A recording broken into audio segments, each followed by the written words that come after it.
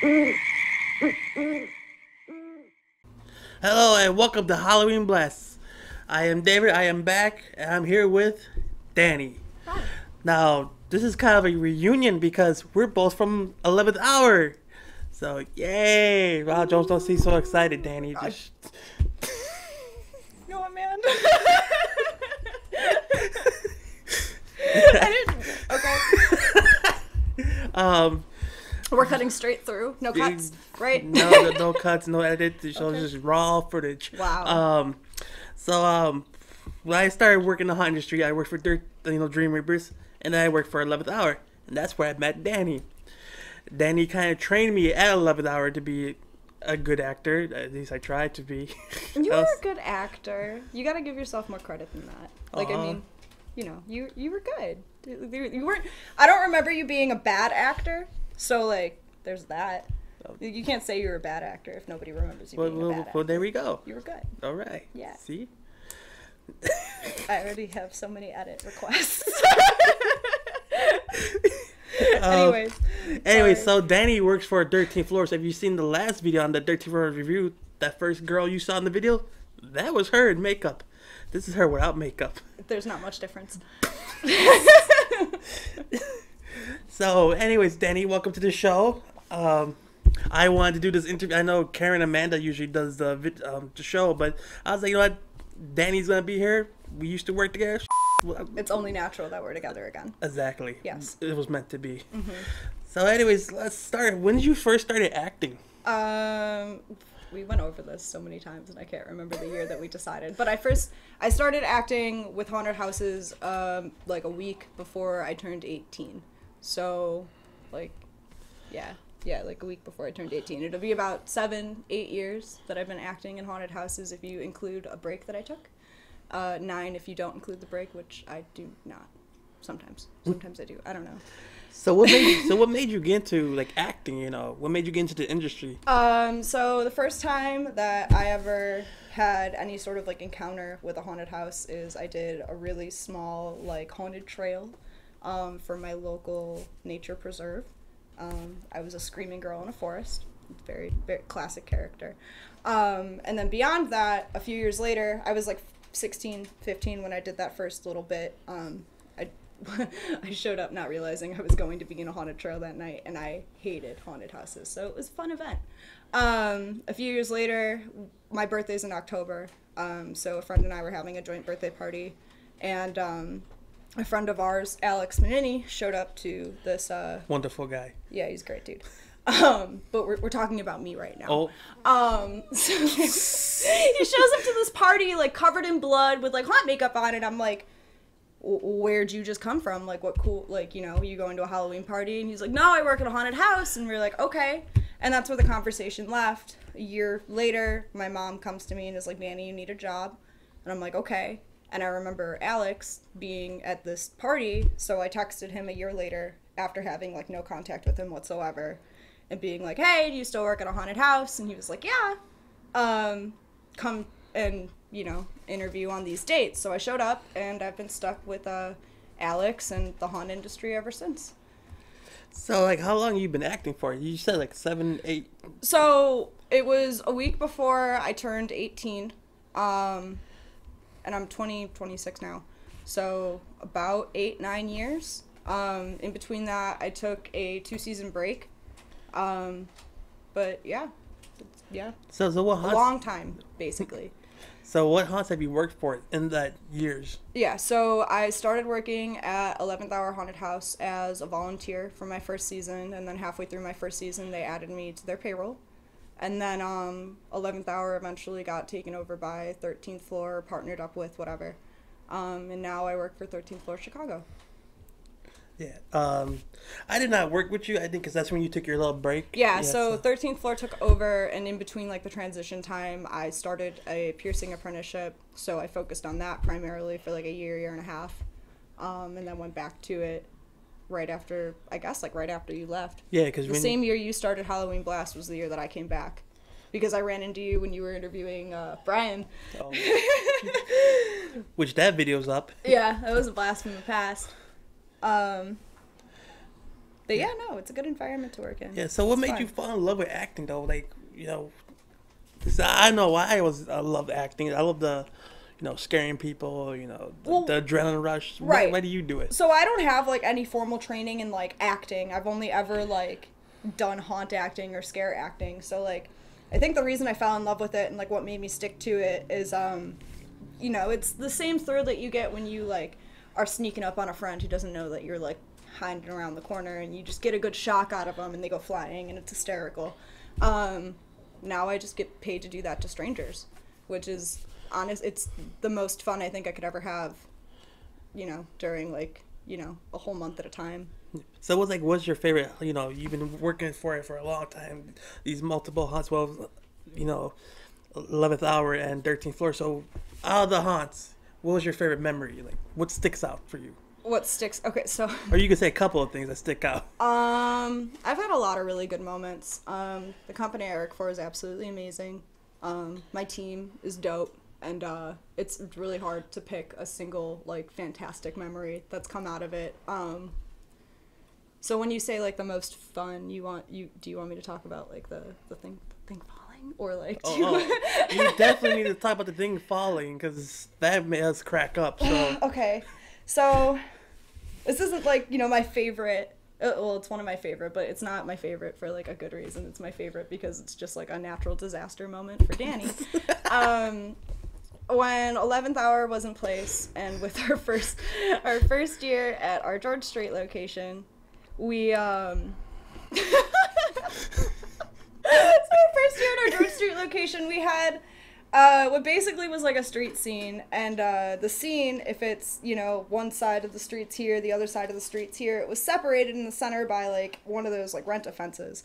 It's about 15 feet long and 10 feet tall, and the fence was huge. It was a very large fence. It was huge. I'm like 5'4" on a good day, so this thing was twice my height.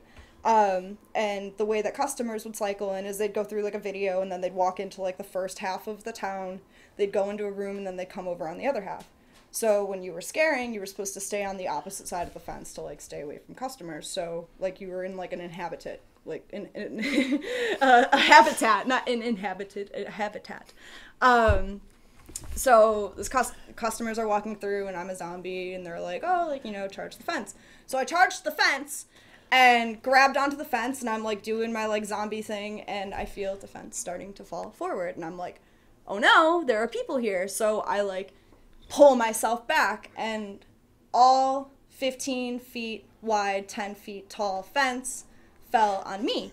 As customers are walking by, and they're like, oh my God, are you okay? So I'm just like, rah, go, you know? 5 minutes later, after that first group goes by, one of my fellow actors came up to me and was like, why is there a fence on you? And I'm just like, dude, lift the fence. I feel like this was funnier the first time I said it. So that's like one of my, anytime somebody says like, hey, like, what's the most interesting thing you've done while acting? It's, well, I had a fence fall on me.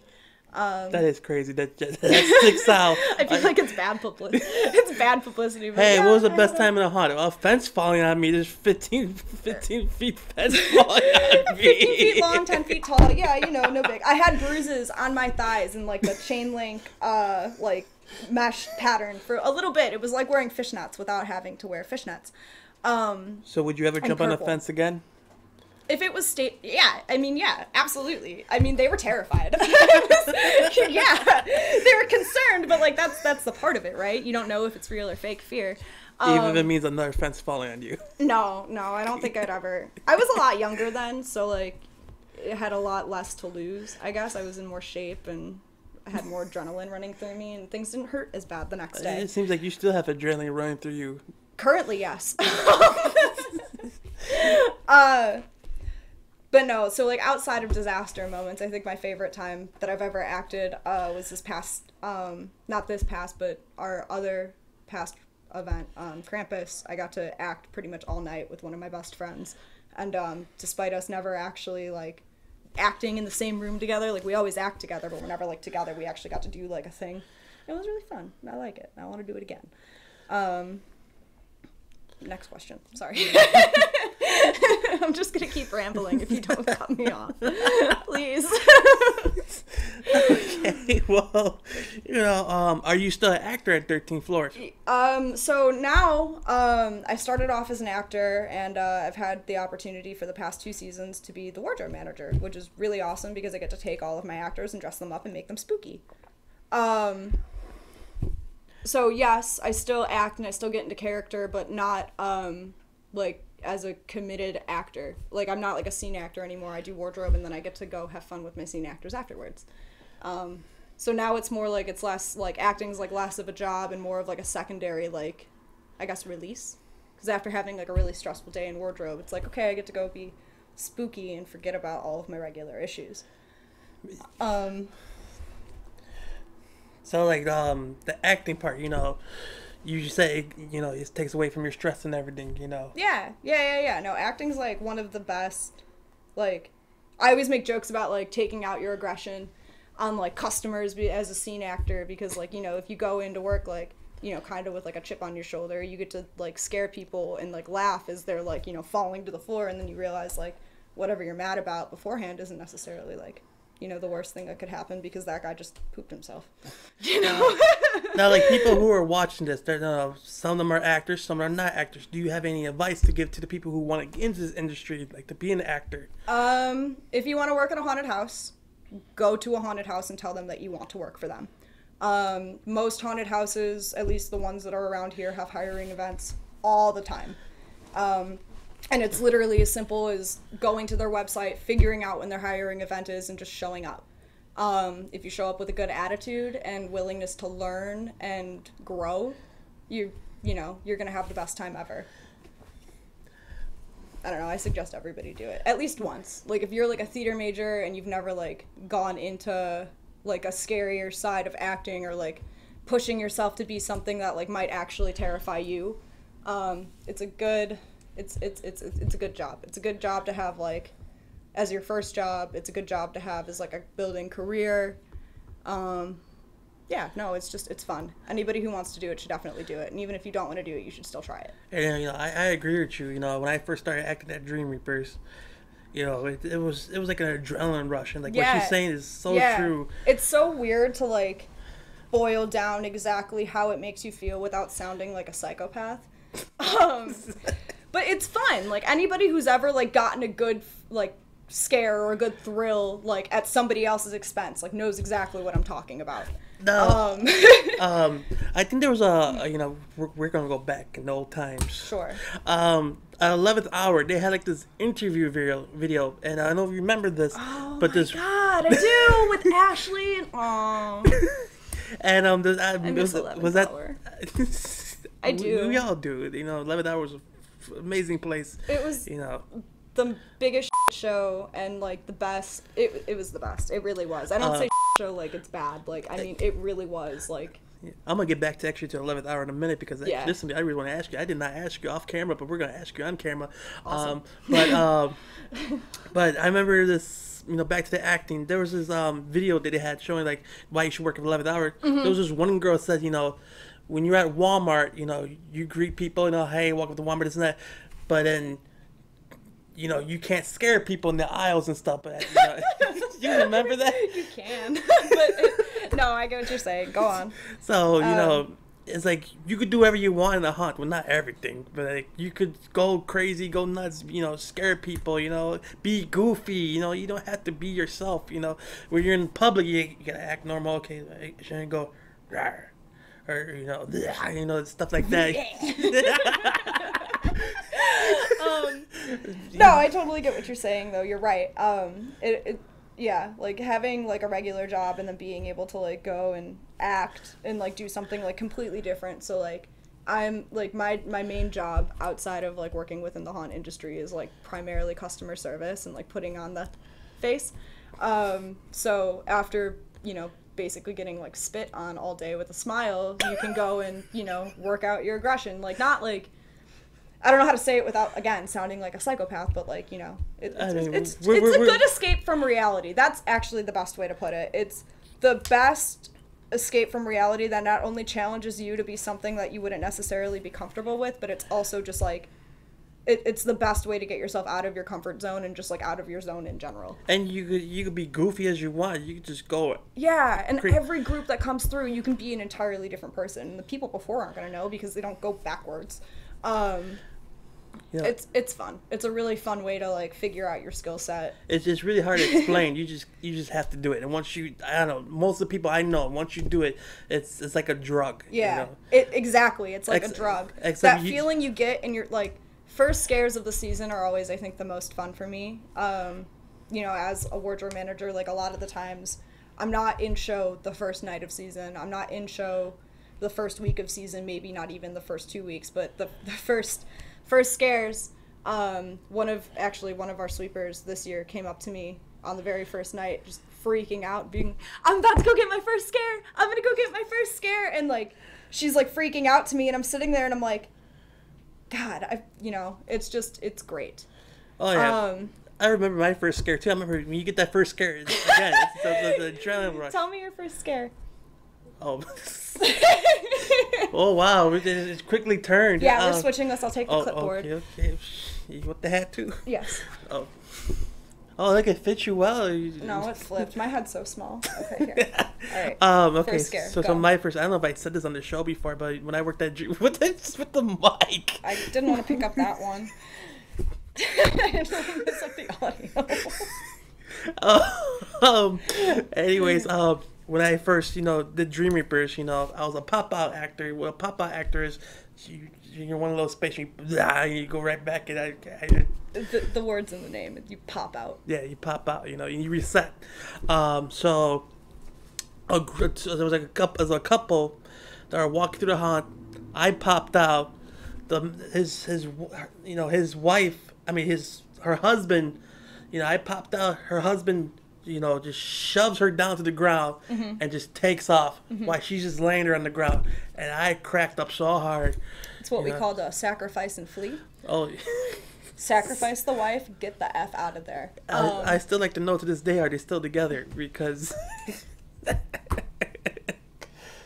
be such an interesting statistic. Like, how many girlfriends have you brought to a haunted house, and like how many of them stuck after splits, And the man, he likes to be manly, I'm not scared of nothing. Then he takes this girl in. No one's ever scared until they're actually scared, and it's just, ooh, ah! And then they go back to being. I don't know about you. I love it when. You can have a hat back. Sorry. You can ask the questions now. I don't know about you, but I love it when we scare the big, huge guys. Like the big, huge, muscular guys. To me, that's fun as hell to do. I'm, again, like I said before, like 5'2". So yeah, no, it's so much fun. And you're a big dude, so like you've got a lot of like intimidation on your side as far as like just your stature, But like, you host a presence, whereas like if I'm sitting next to you, it's just like me, So as a tiny person, I learned that using my levels is really important. And yeah, no, getting the biggest dude in the group, biggest, baddest looking guy in the group who like looks like he's not going to be like phased at all, to get him to drop or to get any sort of reaction from him is like literally, it's like winning an award. Oh yeah. Oh yeah, I know exactly what you're talking about. Yeah, no, one time at 11th hour, we used to be a series of trailers, and in one trailer was like a bedroom scene where there were 2 sets of bunk beds. The first bunk bed was maybe like 3-4 feet off the ground, so I was standing on the bunk bed, and then I had my foot against the wall, and I did like this really simple, just like, lunge and like noise thing. This dude who is in the front of the group, because everybody behind him like looks like they're already terrified from the first 3 rooms before me, dead face, looks me in the eyes, and then drops to the floor, and then continues to like army crawl underneath my legs. And that started like a conga line of just everybody feeling the need to crawl underneath me. So yeah, that's like one of my favorite big dude moments. My second favorite big dude moment was in the same room. And he actually caught me off guard because I was in the room right after me was like the closet. And then I came back from like being in the closet after following the first group out. And there's this dude standing in my room. So like naturally I'm like, oh shit, there's a customer. Spooky, spooky, spooky. This guy's in the corner of the room just like, ah! like, not moving. I'm not in character anymore. I'm like, sir, you really need to go to the next room. There are more people coming, like, get out! Like, calling me all these crazy little names, like, you know, this crazy white girl, blah, blah, blah. I'm like, yeah. Big dudes are fun to scare. Oh, yeah. Again, like you said, it's like winning an award. Yeah, it's literally like winning an award. So, last question, and like I said, we're going to go back in time to 11th hour. Okay. Before I even started working there. I used to hear this thing that was so fun. It was called Teardown Night. Oh my god. So Teardown. Please, because I remember these stories back in 11th hour. You want me to break it down for you? Oh, tell the people your Teardown stories. You know, we got it done, right? So basically, 11th hour was made up of 300 attractions in one location. Our first attraction was the 11th hour house, which was like orphanage. We used to have this really cool intro person, Betty Kyle. And then we had the catacombs, which was like a tent that was like a, well, how would you describe it? It's like a, not like a rent-a-tent, but like one of the ones that you can buy and build yourself, and like they just stay there. Like a Butler building, if you know what a Butler building is. If not, I don't know how else to explain it to you. And then our third event was an event called Intensity. Now, if you break down the word Intent City, I'm pretty sure you could figure out exactly what our theme for that house was. In case you have less than 2 brain cells, it was a city theme inside of a tent, and the tent had to be constructed and deconstructed every year. So the construction process was meticulous, measuring, like, it sucked. But putting things up are a lot easier to tear down than they will ever be when you put them up. So we had an event every night on the last night of our show. So like most of the time it was like Halloween or November 1st. And we as actors would all stay afterwards. Anybody who wanted to. This was all voluntary and nobody ever had to stay, but you know, we loved the place, so we did. I think the last time we did an 11th hour teardown at the Bertholds location, we got all of Intensity down and stored in less than 5.5 hours. Maybe 6.5, but like after acting all night until like 11 o'clock midnight, it's a lot. So, you know, Jim was like, okay, everybody, like grab a thing, tear it down, like rip everything apart. And man, there were so many good times with 11th hour. Like there were so many like random like fun parties, but teardown, it was all. Do you remember Guido? He sounds familiar. Guido, he was Snuggles the clown. He walked around with a diaper and like a blue t-shirt, and he would like get poop out of his butt and like lick it. He wasn't. Yeah, okay. I'm sure if you ever saw a photo of him, like you would know exactly who it was. Maybe I can send you one, and maybe we'll put it like here. Oh, I don't know. If you can find a picture, we'll put Guido right here. Yeah, here. Actually, let's do it right now. Yeah. If it pops up, if not, then we're gonna look really stupid. So that was like the one thing that I'll always say about Jim is like when we had a project and like it was clear, it got done so quickly. There were a lot of other projects that we were involved in with him that like ran so smoothly. But yeah, no. I remember Jim. Jim was an amazing guy. Yeah, no, Jim was dope. I miss Jim. Yeah, I think we all do. Yeah. But I mean, I don't know. I mean, like so for what it was when it was, I loved it, and I still currently love it for what it is, how it is now. If that makes any sense. Somewhat. You know, I don't know. I mean, like it's haunting. So like, you know, like good in any job, like good bosses are gonna come and good bosses are gonna go. So like I don't know. I feel like I've always had really good luck with bosses working at 13th floor. I feel the same way as you do. You know, I work for you know, Dream Reapers, amazing people there. 11th hour, amazing people. That's why I met you. Yeah. And Alex and Sarah. Yeah. Oh, look at this shout outs. Look at that. Oh, look at shout outs. Shameless. So shameless. And then 13th Floors was my final season. You know, I met great people there who I still work there. Andrew still works there, who's like icon manager right now. Ooh, that's a fun one. Yeah, so I'm going to put this question on myself here.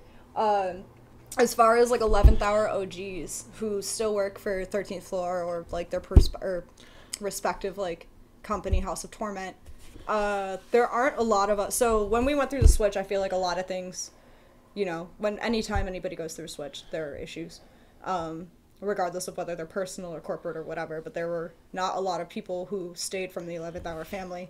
But the people who did, myself, Sarah, Andrew Snyder, Devin Ryland, Andrew Stanek, I think, maybe, is still with us. I think he is. I hope so. Was he like the tech guy for 11th Hour? Andrew Stanek was, he was an actor. He started out, I feel bad like telling other people's stories, but Andrew... I love Andrew because Andrew was one of those people who showed up and didn't want to act. Andrew at the time was dating a woman who was working with us at 11th Hour, and she wanted to act with us every night, and Andrew, being awesome, drove her every single night and sat in our green room. So one night we were really low on actors, and I don't know exactly how the conversation went because I was I myself was like acting in a room. Somehow they talked to this guy, poor Andrew. He did not want this. He didn't want to be a part of it at all, and he fought it as much as he could. So finally, somehow, someone was just like, you know what, you need to get in the show. And he was just like, fine. He got in the show, and he acted with us for the rest of the season. He acted with us for the season after that. Him and his girlfriend at the time, like, both stayed with us and were great. And then Andrew, I actually think he was the production tech at House of Torment. Yes, I think he started as an actor and then moved up to production tech. I was going to say, like, you know, if that's the guy we're talking about, yeah, he's at House of Torment. Yeah, he didn't even want to do it. And then he got stuck with it, but he ended up loving it. And that's the cool thing about 13 Floors, that they saw all these people who worked for 11th Hour, and they said, you know what, come with us and everything. And then, like, all of you guys, you know, came pretty big with 13th Floor. Yeah, no, and it's crazy because, like, even with, so, like, you know, when we did the transfer, like, I was there for the first year of 11th Hour being at the George Street location. I was not there. I was there a little bit. I was there a lot for the build, for 13th Floor taking over 11th Hour. I wasn't there for the first season as 13th Floor. I wasn't there for the second season as 13th Floor. Third season is when I came back. And it was weird because, like, when you work in a haunt or, like, when you work anywhere for, like, a really long time, you kind of, you know, you learn everybody, and you grow really close to, like, you know, your employees and your friends and your coworkers, and everybody feels like family. So it was really weird, like, leaving a place that, you know, it was just a big warehouse, but, like, it was like a home. It was really weird coming back, like, 2 seasons later, and, like, walking into, like, what used to be, like, my living room and just seeing a sea of strangers, you know, outside of, like, the few who are still around. So it was weird, like, going back to that, but you're right, like, 13th Floor definitely, like, made a point to, like, treat 11th Hour, with a lot of respect, you know, Yeah, and I mean, like, you know, the people who stayed are the people who were willing to accept the change and the people who were willing to grow with the company, and I feel like as any sort of company would all they want is good employees who are willing to change and grow with them. You know, so the ones who were willing to change and grow stayed, and the ones who decided to do different things, whether it's go out and, like, live your life elsewhere, go act in a different place, or whatever it is that you decide to do, you just got to choose your path and roll with it, and sometimes the paths don't match up, and that's okay. But it was weird, like, going back in to, like, a sea of faces, and, like, when I came back, like, I guess when I left, I was, I guess you can kind of say I was the wardrobe manager for 11th Hour. We didn't have a wardrobe manager for the last, like, few years. When we moved into the George Street building, I set up all of the wardrobe, you know, and then it was kind of taken from there because I wasn't there during season. So when I came back as an actor, not really expecting to go anywhere further with it. I just knew that I missed it, and every season that I spent not acting, I, like, felt like there was, like, a hole in my stomach, so I went back to acting, and it was, like, the best thing ever. And then everything just kind of fell into place from there. There was like, a wardrobe position that had opened up, and I tried it, and was like, you know, they hired me. Brian hired me. And I've been doing it for, this upcoming season, 2019 season, will be my 3rd season, hopefully. Well, anyways, the camera people keep yelling at us to wrap it up, because I can't tell if they're yelling, they're just staring at something on their phone. Yeah, that's I got you. So, and we gotta wrap this up. You know, if we'd like to talk more about, you know, experience, yeah, we gotta end it somehow. Maybe bring you back to the show and have some fun stuff, like the next episode, because you don't know about this shit. Well, actually, you do. Okay, I'm gonna stop lying. Danny's gonna be here facing one of our employees in a game show. Yeah. In a horror trivia. So, yeah. Woo. So, the next episode, Halloween Blast, it will be a game show, our first ever game show with Danny. So make sure you like and subscribe so you see it. Oh yeah. Yeah. So tune into the next episode of Halloween Blast. We'll see you guys next time. Bye.